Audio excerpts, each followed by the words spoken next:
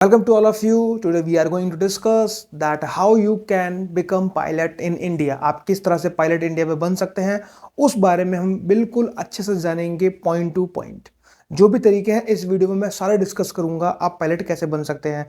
तो इस वीडियो को ना पूरा एंड तक देखना है। अगर आपने एंड तक वीडियो देख ली तो आपको हर तरीके को पता चल जाएगा जिससे आप पायलट बन सकते हैं। तो स्टार्ट करते हैं वीडियो को।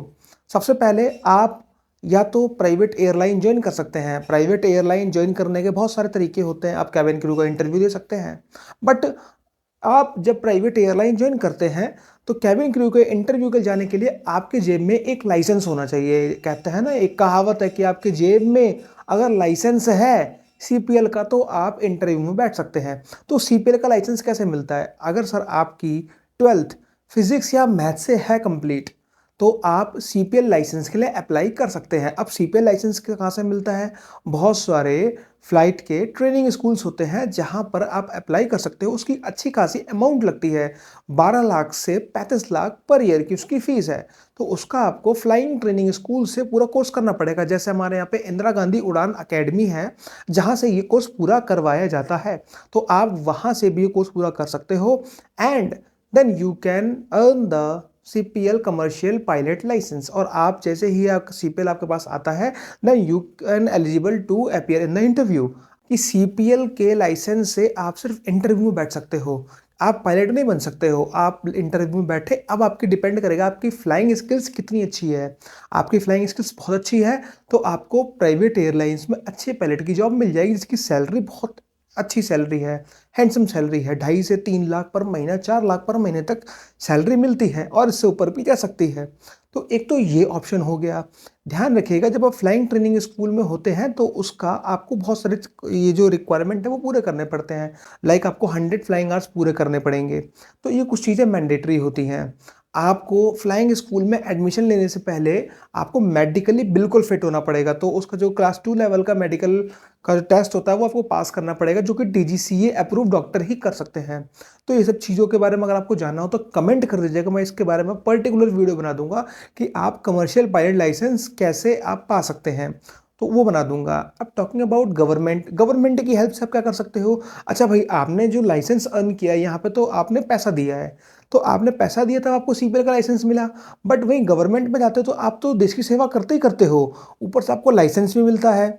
और कोई भी प्राइवेट एयरलाइन चाहती है कि हमारे यहाँ एक्सपीरियंस्ड पर्सन काम करे। आप इंडियन गवर्नमेंट की हेल्प से पायलट बनना चाहते हो जिसका खर्चा पूरी ट्रेनिंग का आपका इंडियन गवर्नमेंट दे, तो एक air force one of the best option है। अब इंडियन एयरफोर्स ज्वाइन करने के बहुत सारे तरीके होते हैं। आप एनडी से भी इंडियन एयरफोर्स ज्वाइन कर सकते हैं, आप सीडीएस से भी इंडियन एयरफोर्स ज्वाइन कर सकते हैं, नाउ आप एफकेट से भी ज्वाइन कर सकते हैं। और भी कई सारी एंट्रीज है जिनकी हेल्प से आप ज्वाइन कर सकते हैं। उसमें से एक एंट्री और आती है जिसको बोलते हैं एनसीसी की स्पेशल एंट्री। तो आप इंडियन एयरफोर्स इन तरीके से ज्वाइन कर सकते हैं। तो जब आप इंडियन एयरफोर्स ज्वाइन करते हैं तो वहाँ पर आपको एविएशन ब्रांच यानी फ्लाइंग ब्रांच आपको दे दी जाती है। तो अब जैसे कि मैं एफकेट की बात करता हूँ तो एफकेट में क्या होता है, आपकी अगर ग्रेजुएशन मिनिमम 60% से हो रखी हो और 12th में आपके फिजिक्स मैथ्स मैंडेटरी है, ये होना चाहिए। तो फिजिक्स मैथ्स आपकी अगर है 50% है 12th में एंड ग्रेजुएशन में आपकी 60%, तो आप एफकेट के लिए फॉर्म अप्लाई कर सकते हो as a flying officer in flying branch. तो आपने फ्लाइंग ब्रांच में अप्लाई कर दिया। अब जब फ्लाइंग ब्रांच में अप्लाई कर देते हैं, आपका पेपर क्लियर हो जाता है, देन आपकी एसएसबी होगी 5 दिन की। 5 दिन की एसएसबी के बाद आपका एक और टेस्ट होता है, इसको बोलते हैं PABT test, pilot aptitude battery test. अगर आपका ये टेस्ट क्लियर हो जाता है then you are eligible for pilot. फिर आपकी ट्रेनिंग होती है कुछ दिन आपकी, जैसे एएफए में ट्रेनिंग होगी एयरफोर्स अकेडमी में। फिर आपकी एयरफोर्स अकेडमी में ही आपकी फ्लाइंग ट्रेनिंग शुरू हो जाएगी। फ्लाइंग ट्रेनिंग के टाइम पे आपको देखा जाएगा कि आपकी स्किल्स कैसी है। पहले सिमुलेशंस कराए जाते हैं बहुत सारे, फिर सोलो सॉर्टीज कराई जाती हैं। सॉर्टीज मतलब उड़ान होती है, तो आपकी सोलो सॉर्टीज कराई जाने के बाद फिर आपको अलग अलग प्लेन्स दिए जाते हैं। सपोज दैट कि आपकी स्किल्स देखकर लग रहा है कि आप ट्रांसपोर्ट प्लेन चला सकते हो, आपकी स्किल्स को देख के लगता है कि आप हेलीकॉप्टर चला सकते हो, अच्छा आपकी स्किल्स देख कर लगता है कि आप फाइटर पायलट बन सकते हो अच्छे। वैसे फाइटर पायलट रेयर ही बनते हैं, ठीक है। तो अगर आपकी स्किल्स बहुत अच्छी है तो फाइटर पायलट बन सकते हो। तो एक ये ऑप्शन होता है। एक ऑप्शन होता है सीडीएस। अगर आपने सीडीएस का फॉर्म अगर अप्लाई करा है, सपोज दैट आपकी ग्रेजुएशन में 60% नहीं बनी, तो क्या आप पायलट नहीं बन सकते हो? बन सकते हो भैया, बन सकते हो। कैसे बन सकते हो? एक यूपीएससी जो यूनियन पब्लिक सर्विस कमीशन है वो एक एग्जाम कंडक्ट कराती है, दैट इज सीडीएस। ठीक है, कंबाइंड डिफेंस का जो एग्ज़ाम होता है वो वाला एग्ज़ाम होता है सीडीएस। तो आपने सीडीएस के लिए अगर अप्लाई कर रखा है तो सीडीएस में 2-3 ऑप्शंस होते हैं। पहला ऑप्शंस क्या होता है, ओटीए, ऑफिसर्स ट्रेनिंग अकेडमी, वो आर्मी में जाने के लिए होता है।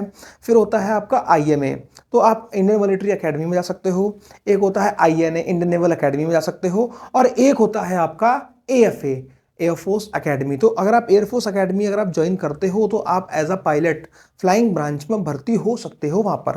ध्यान रखिएगा, जो सीडीएस होता है उसमें नॉर्मली जो जॉब हमें मिलती है वो परमानेंट कमीशन की जॉब मिलती है। मतलब जब तक आप इंडियन एयरफोर्स से रिटायर नहीं होते हो तब तक के लिए आपको वो जॉब मिलती है। बट वही बात अगर मैं एफकैट की करूँ तो नॉर्मली जो वैकेंसीज निकलती हैं वो एसएससी की वैकेंसी निकलती है। एसएससी मतलब शॉर्ट सर्विस कमीशन, यानी आपको जो जॉब मिलती है वो 14 साल की मिलती है। तो आप 14 साल तक उस जॉब को कर सकते हैं एज अ पायलट। देन आपको वॉलंटरी रिटायरमेंट लेना पड़ता है और उसमें कोई पेंशन भी नहीं होती, क्योंकि जब कम से कम आपको पेंशन पाने के लिए मिनिमम 20 साल की सर्विस इंडियन एयरफोर्स में देनी होती है। तो नॉर्मली क्या होता है, जब कोई शॉर्ट सर्विस कमीशन में एज अ पायलट ज्वाइन करता है तो पायलट ज्वाइन करने के बाद में then he went for private airlines और वहाँ पे उनको अच्छा पैसा मिलता है। तो एक ऑप्शन ये भी होता है, देश की सेवा भी कर लेते हैं फिर अच्छा पैसा भी कमा लेते हैं। बट अगर आप इंडियन एयरफोर्स में ही अपनी पूरी सर्विस देना चाहते हो then you have to opt for CDS exam. CDS exam अगर आपने दिया है देन आप 20 साल और उसको फिर 3-3 साल करके एक्सटेंड कर सकते हो अपनी सर्विस, 26 साल तक आप जॉब कर सकते हो as a pilot in Indian air force. तो एक ही ऑप्शन होता है। एक और ऑप्शन क्या होता है, अगर आपने सपोज दैट 12th की और बोला कि नहीं सर अभी तो ग्रेजुएशन नहीं करना, मुझे जल्दी ही पायलट बनना है, तो आपने अगर 12th की है और आप 12th में हो तो भी कोई दिक्कत नहीं है। 12th में अगर हो, आप कॉमर्स से हो कोई फर्क नहीं पड़ता, आप आर्ट से हो कोई फर्क नहीं पड़ता, आपकी कितनी परसेंटेज है, आप पास हो ना बस। 10th पास होनी चाहिए, 15.5 से 18 साल तक की उम्र होनी चाहिए। अगर आप इतनी रिक्वायरमेंट आप पूरी करते हो, आपकी हाइट बहुत लंबी नहीं है कोई दिक्कत नहीं है, आपकी हाइट 152 सेंटीमीटर है ना, 152.5 सेंटीमीटर अगर आपकी हाइट है देन आप एनडीए के लिए अप्लाई कर सकते हो। आपने यूपीएससी एनडीए के लिए अप्लाई कर दिया, अगेन आपकी एसएसबी होगी, एसएसबी होने के बाद फिर आपका पीएबीटी का टेस्ट होगा, सेम प्रोसेस। पीएबीटी टेस्ट के बाद आप अगेन आप ज्वाइन कर सकते हैं एनडीए अकेडमी। आपने क्या ज्वाइन किया, NDA academy, national defence academy, जो कि कहाँ पे है आपको सभी को पता होगा, खड़गवासला। वहाँ पे आपकी 3 साल ट्रेनिंग होगी और 1 साल ट्रेनिंग आपकी होती है ट्रेड ट्रेनिंग। अब आपने सपोज दैट एएफए ज्वाइन करा है एज अ फ्लाइंग ब्रांच यानी फ्लाइंग ऑफिसर के लिए, तो आपकी जो 1 साल की ट्रेनिंग होगी वो फ्लाइंग ब्रांच में होगी एएफए में। देन आपको फिर वही आपको या तो ट्रांसपोर्ट पायलट बनाया जाएगा या तो आपको हेलीकॉप्टर का पायलट बनाया जाएगा, तो फाइटर पायलट बनाया जाएगा। तो वो देखना पड़ता है कौन सा पायलट आपको बनाया जाएगा। तो आप एनडीए से भी पायलट बन सकते हो, ये भी one of the best options है। एक एनसीसी की स्पेशल एंट्री निकलती है तो उससे भी आप ज्वाइन कर सकते हो, उसका कोई एग्जाम ही नहीं होता, डायरेक्ट आप ज्वाइन कर सकते हो। ठीक है, अब और चीज़ें के बारे में डिस्कस करते हैं। क्या नेवी में आप पायलट नहीं बन सकते हो, क्यों भाई, नेवी में भी तो चलता है ना प्लेन, तो उसके लिए पायलट कैसे बन सकते हो। तो सेम प्रोसेस, आप एनडीए से जब अप्लाई करते हो तो आप इंडियन नेवल अकेडमी के लिए अप्लाई कर सकते हो, क्योंकि वहाँ पे बहुत सारे ऑप्शन होते हैं कि आपने एनडीए में सबसे पहले आपकी प्रेफरेंस क्या है, इंडियन आर्मी प्रेफरेंस है, ओटीए प्रेफरेंस है, आईएमए प्रेफरेंस है, एएफए प्रेफरेंस है। अगर आपने प्रेफरेंस आईएनए को दे रखी है और आपके अच्छे मार्क्स हैं एंड आपने इंडियन नेवल अकेडमी ज्वाइन कर रखी है तो आप नेवी में भी पायलट बन सकते हो, कोई दिक्कत वाली बात नहीं है। ठीक है, वहाँ पे भी सेम ट्रेनिंग 22 वीक की ट्रेनिंग होती है और वही सेम प्रोसेस, आपकी 5 दिन की एसएसबी होती है, एप्टीट्यूड टेस्ट होते हैं ताकि आपको पता चल जाए कि आप पीएबीटी आप क्रॉस कर सकते हो कि नहीं क्रॉस कर सकते हो, आप पायलट का टेस्ट पार कर सकते हो कि नहीं कर सकते हो। आपकी सब आंख बहुत अच्छी होनी चाहिए पायलट के लिए, जिनको आईसाइट की प्रॉब्लम है sir sorry to say that but आप पायलट के लिए एलिजिबल नहीं हो। आप इंडियन एयरफोर्स में ग्राउंड ड्यूटी कर सकते हो, ग्राउंड ड्यूटी मतलब जो नॉर्मल और जो काम होते हैं, अकाउंट्स ट्रेड मिल गई आपको, बहुत सारी ट्रेड्स होती है ना, तो वहाँ पे वो ट्रेड आपको मिल गई, वो आप कर सकते हो। अब इंडियन नेवी में क्या एक ही तरीका है एनडीए, नहीं, आप सीडीएस से अगर ऑप्शन अवेलेबल है सीडीएस से भी आ सकते हो आप।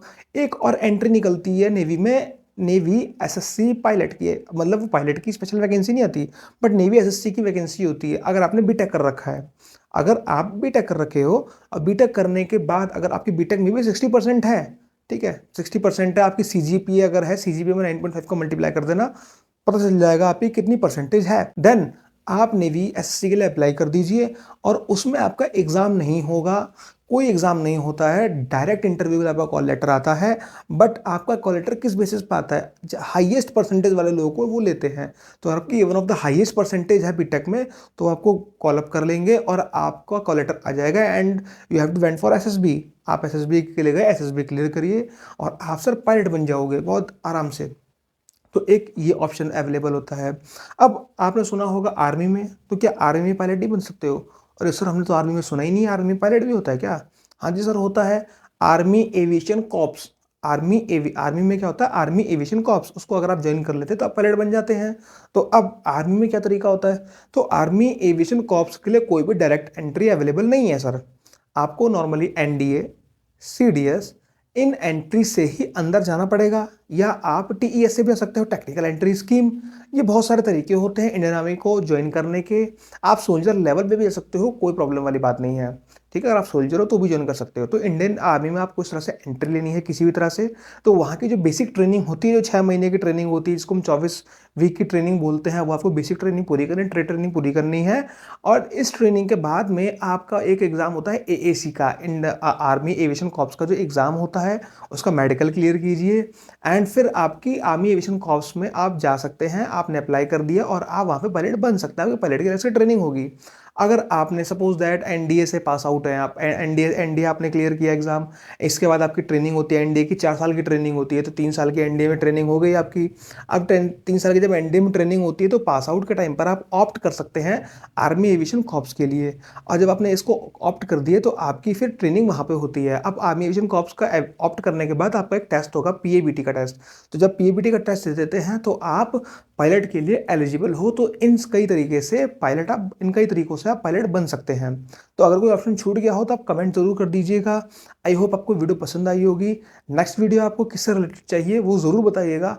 And thank you so much to watching this video. Have a nice day. जय हिंद टू ऑल ऑफ यू।